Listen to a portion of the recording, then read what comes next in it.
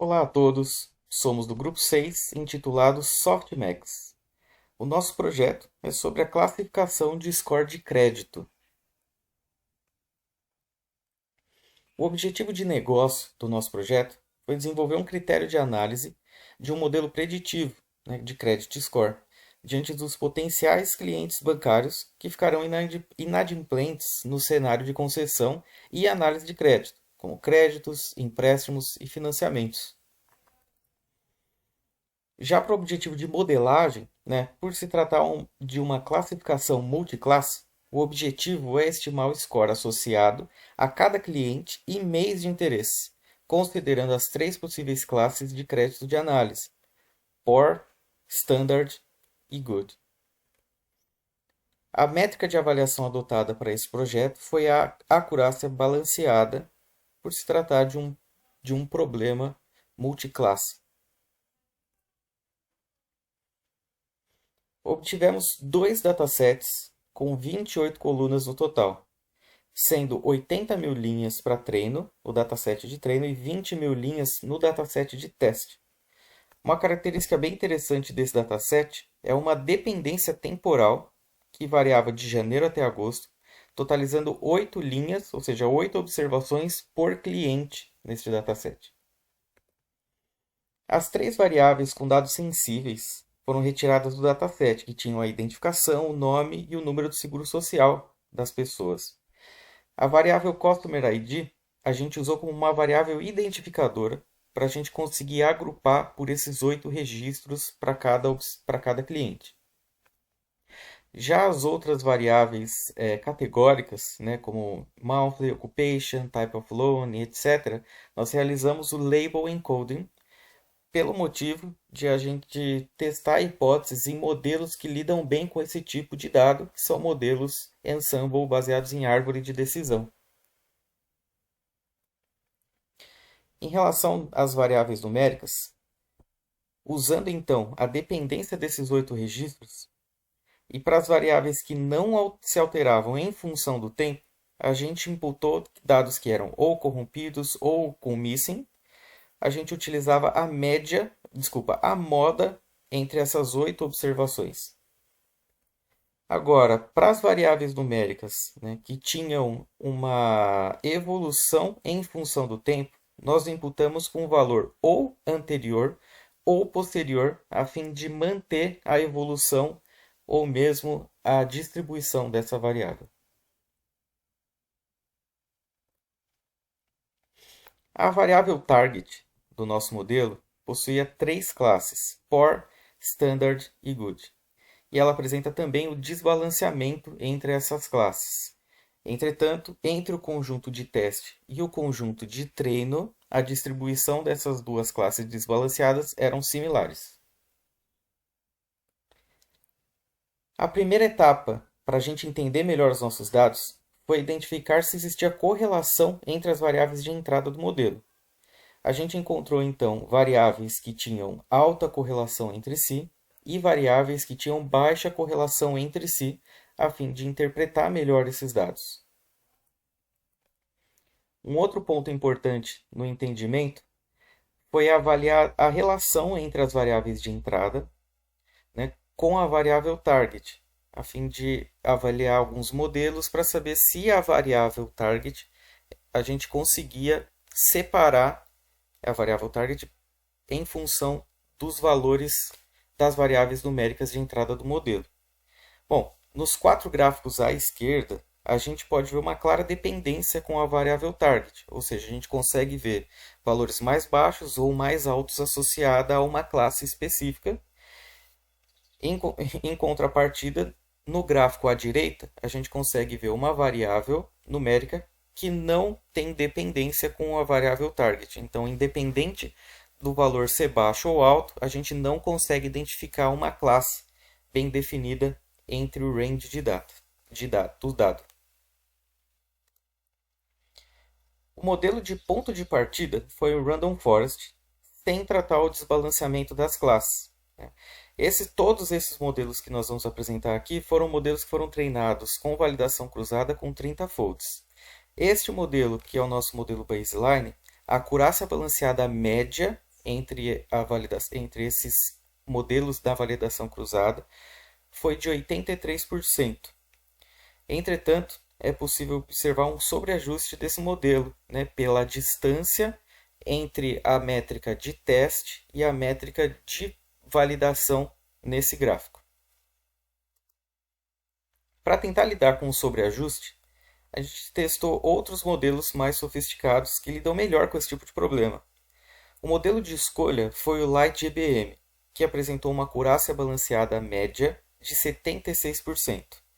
Além do que, o LightGBM ele também apresentou um modelo mais rápido, levando menos tempo, né, de processamento.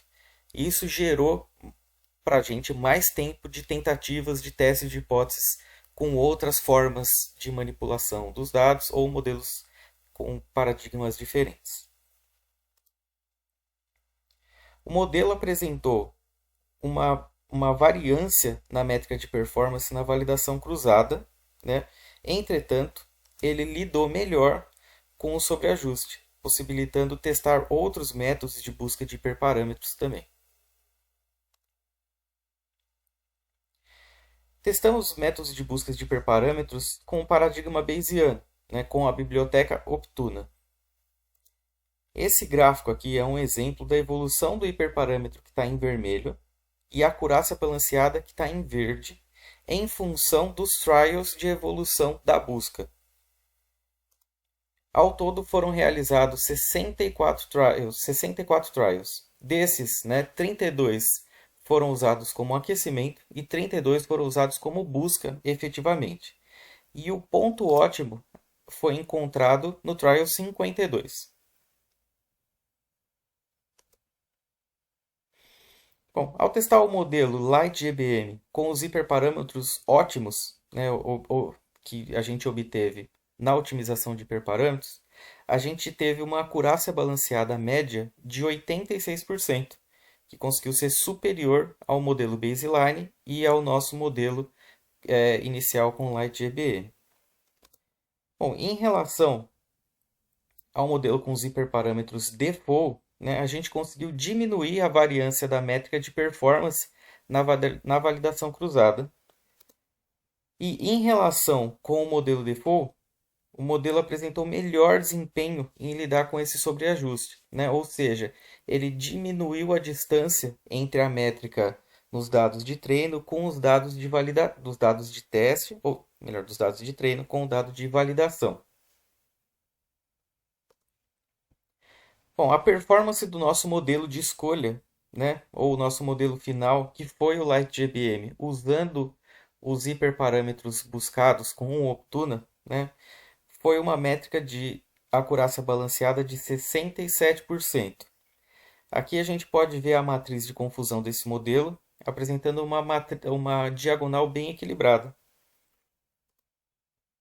Os menores erros, né, estão associados com os extremos, né? Ou seja, que é classificar como poor um cliente good ou classificar como good um cliente poor. Né? E em contrapartida, os maiores erros foram observados na classe standard, né? Ou seja, classificar como standard um cliente que é poor ou classificar como standard um cliente que é good. Nós usamos a biblioteca SHAP para calcular os Shapley Values para esse modelo, né, a fim de identificar quais são as variáveis mais influentes, né, para conseguir classificar entre essas três classes.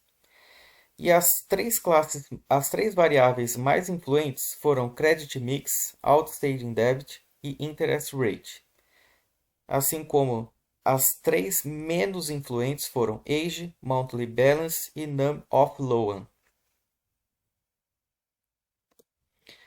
A biblioteca SHAP também é capaz de mostrar para a gente, né, quais foram as variáveis mais influentes para cada classe do nosso modelo.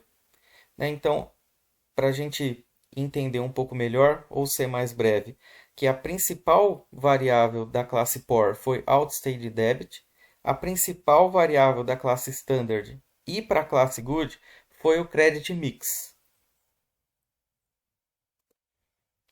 E para essas três classes, para a gente ter uma interpretação mais detalhada, foi que quanto maior o valor da principal variável, né, maior o peso em classificar a classe. Né, o caso poor, standard ou good. E ao contrário também é verdadeiro. Né? Quanto menor o valor da variável, menor o peso para classificar a classe. Bom, para finalizar e mostrar o aprendizado que tivemos neste projeto como um todo, foi que os três principais pontos de aprendizado foram, primeiramente, né, entender que a limpeza e o entendimento dos dados foram o principal desafio do projeto para esse tipo de dado, para o dado tabular, e entender que descobrir alguns pontos de dependência entre os dados e outras particularidades do nosso dado. A gente teve que escolher métodos que apresentavam menor performance, né, para assim desenvolver e testar mais hipóteses para atingir o objetivo esperado. Né? E por último, e não menos importante, que explorar métodos sofisticados de busca por hiperparâmetros, aliado ao entendimento da função de custo para poder lidar com o desbalanceamento das classes, eles foram primordiais para a gente conseguir atingir o nosso objetivo, né? Visto a diferença de um modelo sem esse tipo de ajuste e com esse tipo de ajuste. Bom, o grupo Softmax agradece a todos que estão assistindo essa aula e eu finalizo aqui a apresentação. Meu muito obrigado. Até mais.